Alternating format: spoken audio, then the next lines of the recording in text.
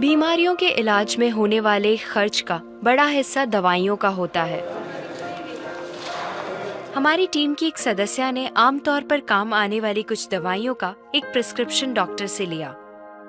फिर उन्होंने ये दवाइयाँ बाजार में एक केमिस्ट की दुकान से खरीदी। कितना? 2151। और यही दवाइयाँ उन्होंने जेनेरिक मेडिसिन्स की दुकान से भी ली।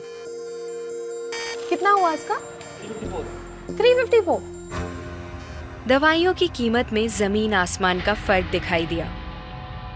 राजस्थान में कम कीमत में मिलने वाली इन जेनेरिक दवाइयों की शुरुआत की चित्तौड़ के पूर्व कलेक्टर डॉक्टर समित शर्मा ने।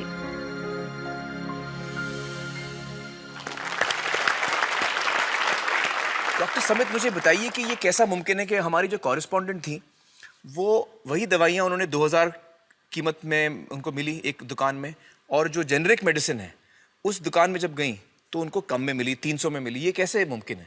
ठीक इसी समय प्रतिक्षण प्रतिपल एक ट्रेजेडी हमारे चारों ओर घट रही है। अर्थक्वेक की या कोई सुनामी की बात करें, उसमें जितने लोगों की जानें एक दिन में जाती हैं उससे ज़्यादा जानें प्रतिदिन इस ट्रेजेडी की वजह से जाती है। जी, वो क्या ट्रेजेडी है? वो ट्रेजेडी ये है साहब कि जो दवाइयों की जो वास्तविक कीमत है वो तो बहुत ही कम है, पर जो दवाइयाँ हम जब बाजार से खरीद के लाते हैं तो हमें वो 5 गुना, 10 गुना, 20 गुना, कई बार तो 50 गुना से भी ज़्यादा दामों पे हम उसको खरीदते हैं। जैसे हम भारत में अगर देखें कि 40 करोड़ से ज़्यादा लोग ऐसे हैं जो अपने लिए 2 वक्त की रोटी नहीं जुटा पाते, तो क्या वो उस दवा को खरीद सकते हैं? बहुत सारे लोगों को इस वजह से दवाई नहीं मिल रही। यस, WHO कहता है कि स्वतंत्रता के 65 वर्ष पश्चात आज भी 65% of the Indian population lacks regular access to essential medicine. जो मेन दवाइयाँ हैं, जो आवश्यक दवाइयां हैं, वो उन तक नहीं पहुंच पाती रकम की वजह से। मुझे बताइए कि ये जो जेनेरिक मेडिसिन जो हम कहते हैं, अभी ये अंग्रेजी का शब्द है, इसको हिंदी में कैसे समझाएं? मैं आपको बहुत सरल भाषा में बताता हूँ। हाँ। तो ये जेनेरिक नाम जो दवा का जो मूल सॉल्ट है, जो इसके अंदर जो दवा है उसका नाम है, केमिकल नाम, उसका केमिकल नाम है। अब जैसे और उदाहरण अगर सरल करके बताएं इसको, तो जैसे ये लड़की दुबली पतली सी नजर आती है, तो मैं अगर डॉक्टर हूँ हाँ। तो मैं इसको ये कहूँ 1 गिलास दूध सुबह 1 गिलास शाम को पिया कर।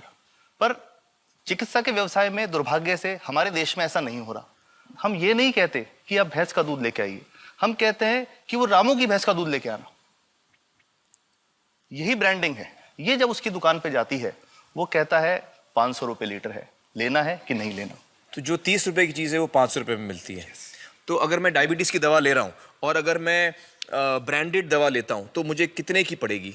जैसे एक 117 रुपए में भी है, 117 रुपए में मिलती है। और अगर वही चीज हम उसके जेनेरिक मेडिसिन के नाम से लें तो वो कितने की बनती है?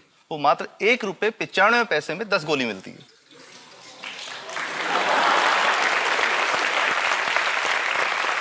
और दोनों गोलियों में कोई फर्क नहीं है किसी किस्म का? 100% समान, क्योंकि इसकी उत्पादन लागत ही इतनी है। उसका manufacturing, packaging, transport, retail margin, जो उसके मार्जिन जो हैं जो हमारे ज्यादा वो सब मिला करके उतने की ही पड़ती है।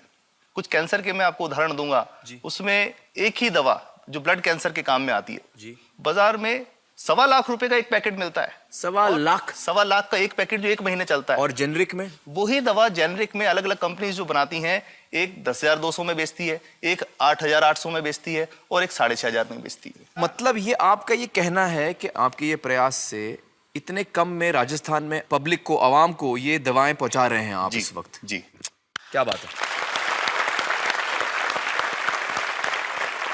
मेरा ये सवाल है कि डॉक्टर्स जो हैं वो हमारे पर्ची पर जेनेरिक नाम क्यों नहीं लिख के देते? क्यों लिखते हैं वो ब्रांडेड? जाने नहीं देंगे बाहर फिर? नहीं, सब जाने देंगे।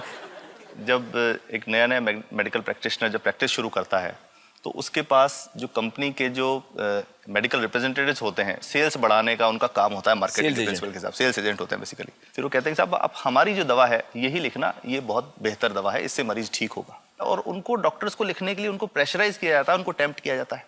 तो ये इसमें बहुत बड़ा कारण है जो दवा की कीमत को उसकी वास्तविक कीमत से 5-10 गुना 20 गुना तक बढ़ा देता है। एक बहुत बड़ा कारण है, क्योंकि हमारे पास जब हम टेंडर करते हैं तो बहुत सारे कंपनी वाले आते हैं, जो भारत की जो सबसे बेहतर कंपनियां, जिसके भी नाम वो रेपुटेड कंपनियां जिनके नाम आप ले सकते हैं, वो सभी हमें वो उसको जो 70 रुपए की है उसको 2 रुपए में 5 रुपए में दे रही है, 30 रुपए की दवा 2 रुपए में दे रही है। इतना ज्यादा फर्क तो कंपनी तो दे सकती है और देना चाहती है और हमें देती भी है इतनी कम दामों में, हमें दे रही है ना, ये संभव तो है। अच्छा, मैं आपको बताऊंगा कि भारत से हम लगभग 45,000 करोड़ रुपए की जेनरिक दवाइयां प्रतिवर्ष विदेशों को निर्यात करते हैं।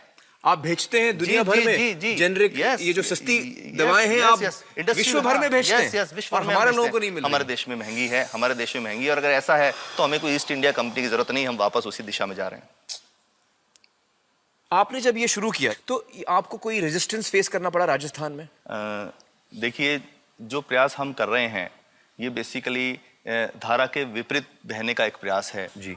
काफी थ्रेट्स भी हैं, क्योंकि इसमें माफियाज भी हैं, ड्रग माफियाज जो ऑपरेट करते हैं, और हम हमेशा ये बात कहते हैं कि हम 100 साल से भी पुरानी शोषण की व्यवस्था को बदलना चाहते हैं, पर हमने हमेशा डॉक्टर्स को दोषी नहीं माना जी। सारे डॉक्टर्स बुरे नहीं है, 50-60% तो जेन्युइनली वो चाहेंगे कि गरीबों को कम कीमत पे दवा मिल जाए, वो चाहेंगे। और आज भी ऐसे डॉक्टर्स हैं जो अपने घर से सैंपल्स ला करके अपने जेब से पैसे निकाल के मरीज का इलाज कराते हैं, ऐसे डॉक्टर्स आज भी हैं। बिल्कुल सही। तो मैं इनको एक उदाहरण भी बताता हूँ कि कैसे हमारे जो काम वाली थी उसका बच्चा था छोटा, इंसिडेंटली हमको इस समय छुट्टी मनाने कोई बाहर गए, जब हम लौट के आए 10-12 दिन बाद, तो वो लक्ष्मी के साथ उसका छोटा जो बेटा था राजू, वो भी उसके साथ आता था जब, और मेरे बच्चों के साथ खेलता था, मेरे बेटे के साथ खेलता था।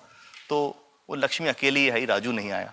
तो हमने पूछा कि क्या हुआ, तो उसने जो बात बताई कि साहब वो उसको, आप गए थे, उल्टी दस्त हो गया था।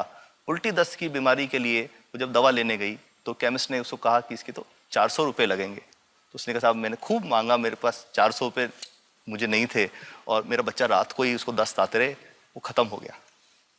और मैं आपको ये कहना चाहता हूँ कि वो जो दवा लिखी थी कि वास्तव कीमत 1.5-2 रुपये ही है, तो वो बच्चे की जान बच सकती थी। 65 वर्ष के बाद भी अगर कोई बच्चा उल्टी दस्त से मर जाए तो मैं नहीं समझता इससे शर्मनाक बात कोई हम लोगों के लिए हो सकती है।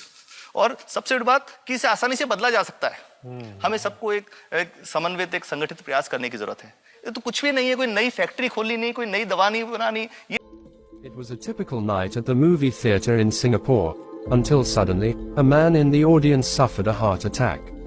Panic set in as the audience watched the man struggle for his life.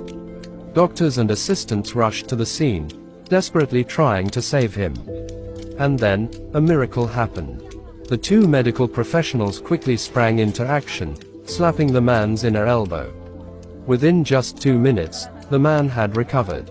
This amazing technique is captured in this video and serves as a critical lesson in emergency situations. Heart attacks can strike suddenly and leave people feeling helpless. Many people die on their way to the hospital, but you can help save a life. By slapping the inner elbow of the left hand, you can stimulate the 3 acupressure points around the heart and lungs. This helps to accelerate blood circulation, make a person feel warm, and stop sweating. This simple technique can increase body temperature, prevent the accumulation of blood clots, and facilitate blood circulation. It's important to remember to take the person to the hospital immediately after applying this method. But it's not just for emergencies. By touching the inside of the left elbow every day, you can prevent heart disease and reduce the incidence of heart attacks. Small efforts can make a big difference. Share this vital information with all your friends and family. Remember, small actions can save lives.